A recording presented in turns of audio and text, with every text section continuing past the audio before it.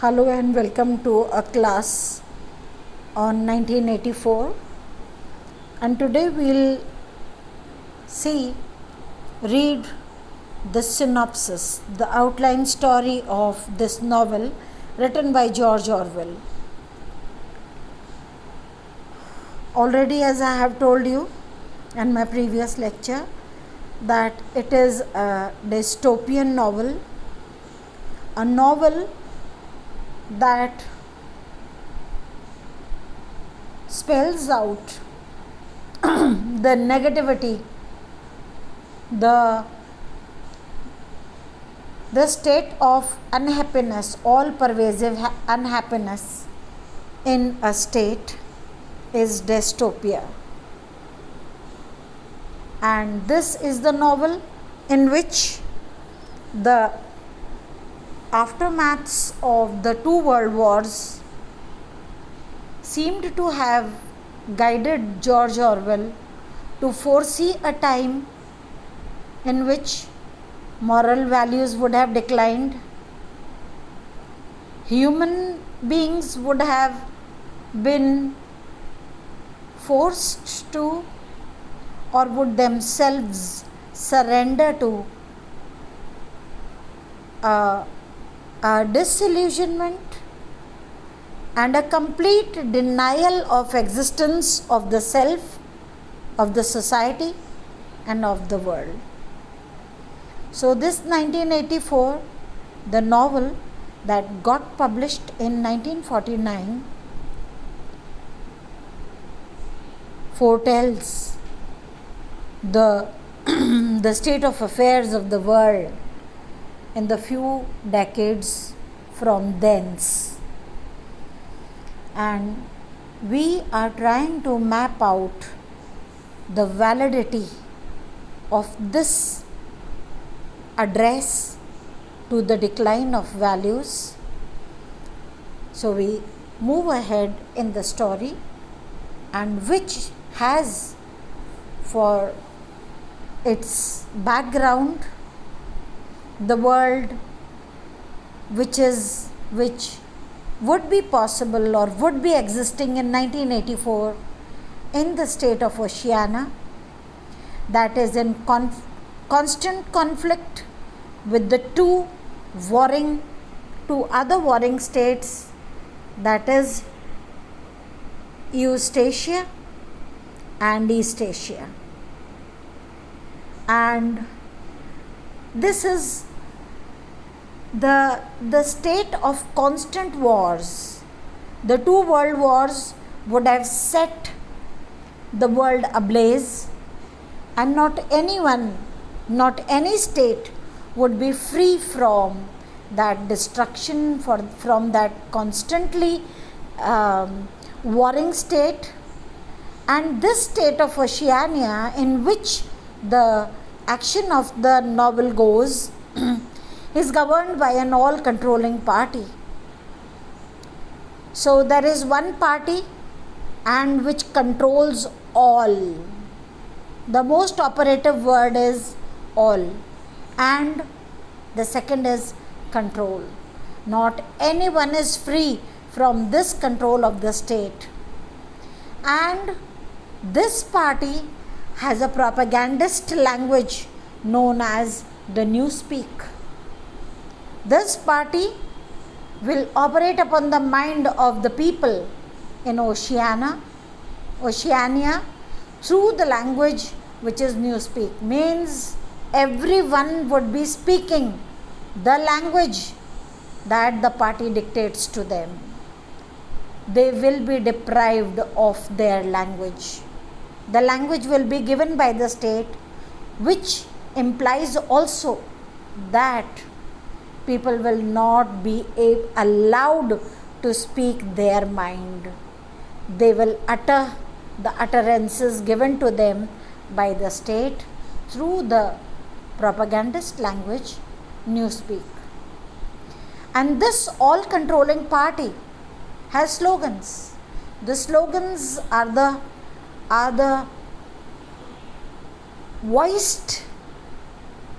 powerful voices which help or in making a mindset, because it is very natural for anyone when one part of the slogan is screamed, people join, throng in to repeat the latter of it.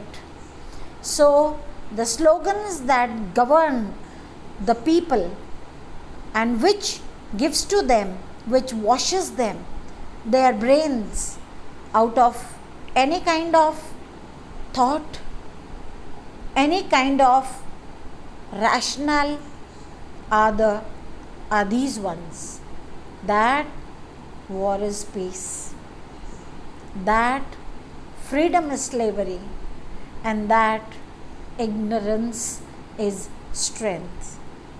We see the paradox implied in this. The newspeak, the language that is given to them in such a way that they have to believe in the opposites as being synonymous. People will be thrust into war and made to believe that this is peace. People will be thrust into slavery.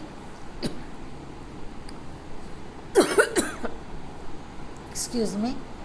To believe that this slavery is their freedom, and they will be deluded into ignorance to believe that this state of mental stupor is their strength. This is the background in which emerges a revolutionary. This revolutionary is Winston Smith. He is a minor party functionary. So the state has been divided into the all governing party, all controlling party, and there is a minor party that is to work as the clerks, as the set of people who only have to document and record what the all controlling party has to give them. Sorry, excuse me. And this Winston Smith, the protagonist in this novel, he belongs to the outer party. So he is not, there is no state of inclusion.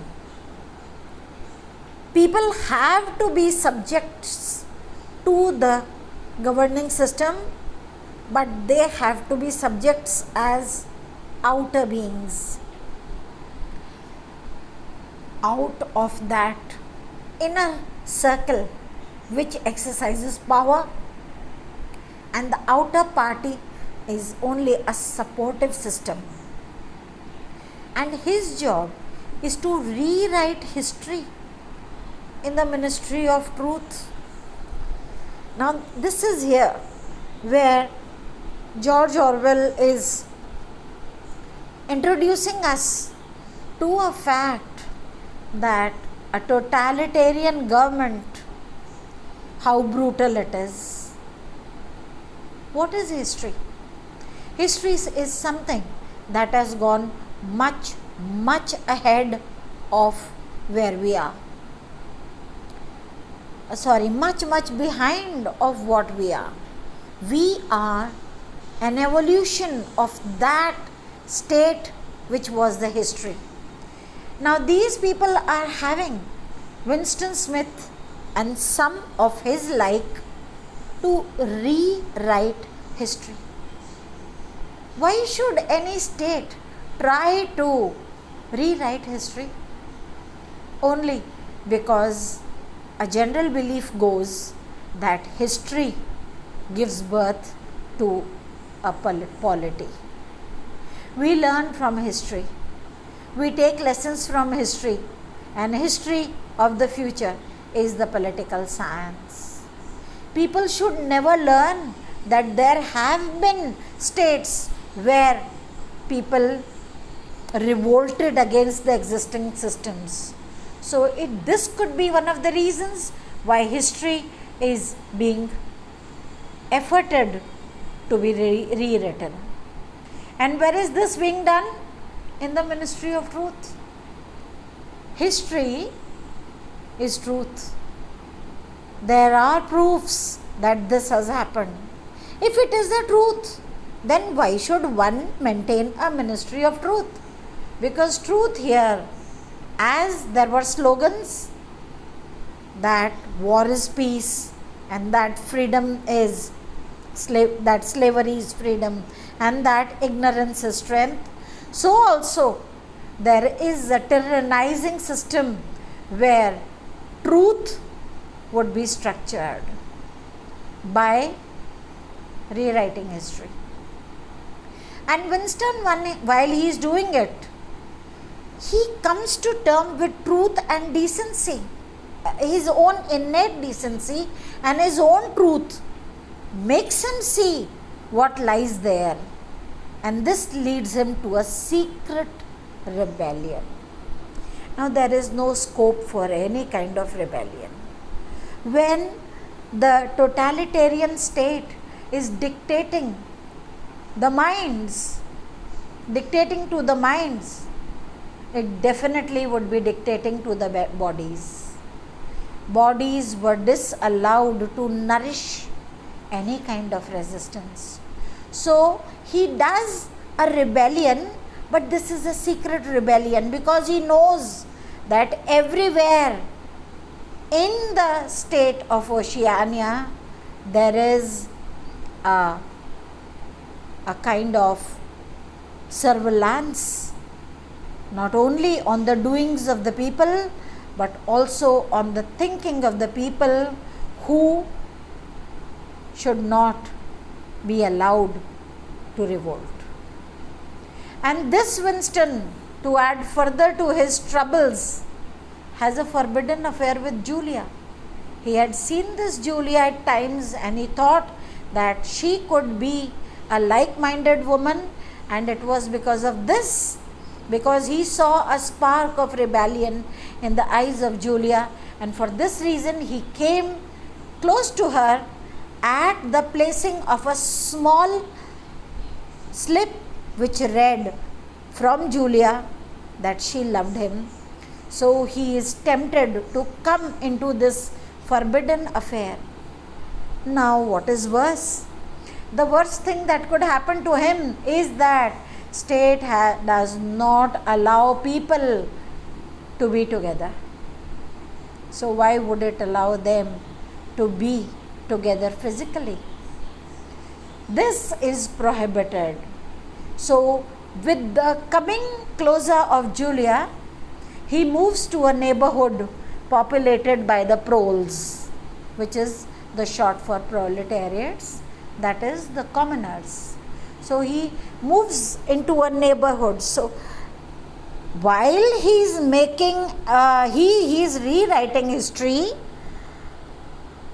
and while he is into the Ministry of Truth, he is tempted to work the truth of togetherness with some like-minded person. But this is going to spell disaster to him. Winston has increasing interest in the Brotherhood, a group of dissenters. So when he goes there, he finds that there are quite many number of people who are resisting. They are dissenting to the all controlling party. In this place, because the government should be knowing that there is a kind of unrest brewing in the minds of people, so there are ubiquitous posters throughout posted there which read, Big Brother is watching you. This Big Brother is the head of the all controlling party.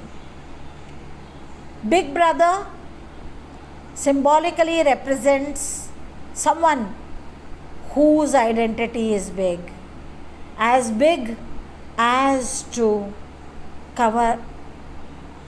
put under cover, under a cruel control, all the small brothers. in that brotherhood, this big brother is having his sway. So, driven by his love for Julia and driven by a desire to find out the truth for himself and also working in the ministry of truth, Winston is now in a state of in a state where his revolt can grow. But just then, because Big Brother was watching everyone, and in every place, in every corner were these posters reading out that Big Brothers is watching you. One representative of this Big Brother is O'Brien, who is an official of the inner party. See, Winston is of the outer party. Outer means outside the power, outside the integrity of a party. He is outside that. Whereas O'Brien is an official of the inner party, the close party of the Big Brother, and in fact he is a spy for the party. And he tempts, he sees, he comes to learn somehow that Winston has got hold of a diary from the Ministry of Truth, and he is documenting something. This cannot continue further because this is 1984, many years ahead of that strife which caused the world to have the disasters, the two world disasters, the two world wars. So here states are rife with a sort of dissent, and Winston and Julia are eventually caught. They are caught together reading that book which could set to flame their imaginations, which had brewed in the form of small unrest, disgust against the inner party. Now when they are caught, they are tortured in a room. Winston is put to the worst torture. A very prolonged period of torture is accorded to him, where he could have surrendered, but he doesn't. He sticks to his values of integrity to his people, to several people who are in the grip of this Big Brother and his spies like O'Brien, and he is tortured and ultimately taken to room number 101, where O'Brien threatens him that you will be forced to confront your worst fear. And Winston has a natural fear for mice, for rats. And when he has not surrendered to the interrogation which O'Brien is doing, and while the interrogation goes on, he is breaking the fortitude, he is instilling a kind of fear in the mind of Winston. Ultimately, a box full of rats is tied onto the face of Winston, and rats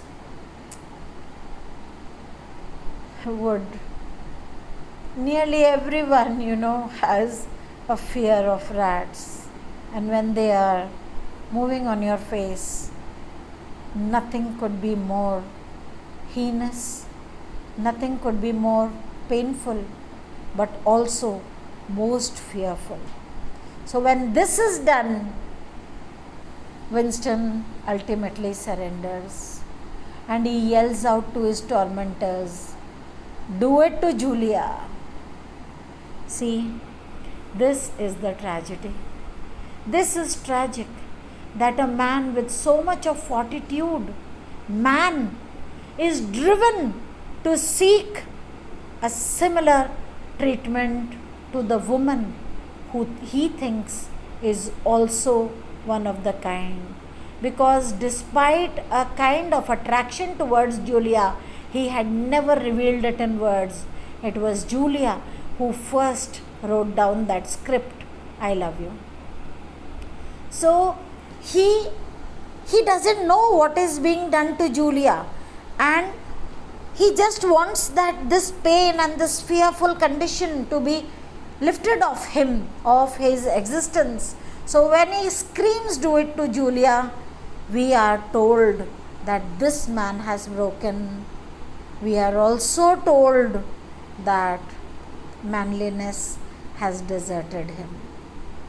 If a man seeks punishment upon a partner, a feminine partner, this is the ultimate signal of his having broken completely. So when he screams this, O'Brien is convinced that he is now a deprived man, and he is also now a depraved man. The depravity induced on him by the constant tortures, by the constant breaking down of his fortitude. So when this happens, he is released. When you deprive a man of his prowess, of his dignity, what is left of him is just that puppet whose strings will be in the control of the all-controlling party. And this is what a totalitarian government does to its people. The people only serve to be that group on which they can exercise their tyranny, the totalitarian setup. But in fact, they are spiritually dead. They are absolutely dead. Now this dead man is brought to a circumstance where he meets Julia, but he no longer feels anything for her. So he has been deprived of all feeling. And the novel ends with Winston now been won over by the big brother. So let us make an assessment of this. What does the novel have to suggest to you through the characters of a present Winston Smith and a present O'Brien and a present Julia? Winston is symbolic. He is the protagonist of the consciousness of the state. Though just one mentioned in this, one representative of the inner party. The inner party that has to do the work of documentations as a clerk would. Someone who is paid, someone who is governed, someone who is very tertiarily removed from the dictations. So he is a servile subject, but he has that humanity in him. He wants to read. While he is doing the work of rewriting history, he wants to explore history for himself, and he wants to live a present of comfort, of bliss, of a bodily comfort, of a bodily satiation in the form of sex with Julia. But this cannot materialize. Julia only serves as a subject that is responsible for the ultimate breaking down of this man, Winston. And O'Brien is the representative, lesser representative of the big brother who is all the time watching. And this is the picture of a totalitarian state in which there is just one omnipotent power. I shouldn't have used the word omnipotent, but in a way this shows that he has all powers vested in him, and he rules with the help of a corrupt system, the system of the political entities as O'Brien and the police. So people cannot have their normal course of life. The state will dictate. The state will not allow for any individual growth, and if at all there is one, it would destroy the person who nourishes this humanity, who nourishes a fortitude, and who nourishes rebellion even of the slightest kind, to the state where he will be left to a no entity, to a puppet mere in the hands of the big brother. The big brother who has made this totalitarian state to exist. So, with the surrender, with the destruction of Winston,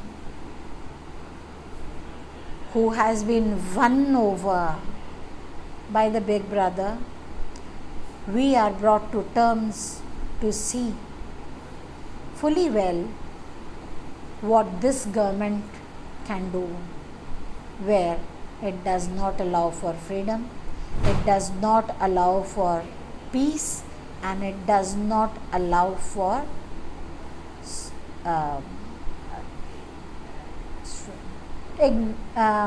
knowledge. So knowledge, peace and freedom are completely disallowed and denied to everyone. We shall see in the next lecture the character of Winston. Thank you.